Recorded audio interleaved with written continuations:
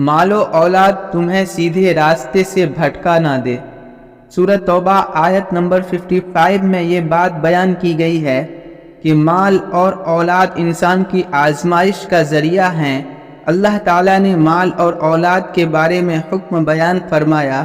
کہ اگر حلال مال خیر کے کاموں میں خرچ کرو گے تو یہ تمہاری نیکیوں میں زیادتی اور آخرت میں کامیابی کا ذریعہ ہوگا، ورنہ یہی مال دنیا میں وبال جان اور آخرت میں سخت عذاب کا سبب بنے گا۔